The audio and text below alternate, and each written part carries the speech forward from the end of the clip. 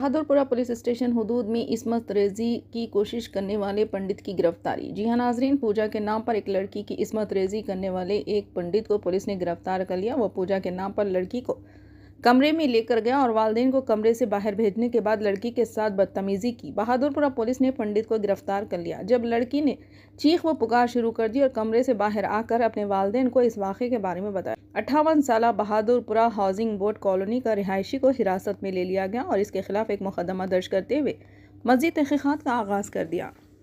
ఆయన గత నెల 18వ తారీఖు వచ్చి ఈయనను అప్రోచ్ అయ్యి ఈయనను సంప్రదించగా ఈయన నిన్న పూజ గురించి అని చెప్పేసి వాళ్ళకి ఏమేమి తెచ్చుకోవాలో చెప్పిండు. అవన్నీ తీసుకొచ్చిన తర్వాత ఈయన పూజ చేసేటువంటి సమయంలో ఈ అమ్మాయిని ఒకదాని మీద ఆయన సెక్సువల్ అబ్యూజ్ లాగా చేయడం జరిగింది. సో దానికి సంబంధించి వాళ్ళు ఫిర్యాదు ఇస్తే కేసు రిజిస్టర్ చేసి అతన్ని రిమాండ్ చేసి అరెస్ట్ చేసి రిమాండ్ చేయడం జరిగింది. ఆయన పండితుని వయసు 58 సంవత్సరాలు.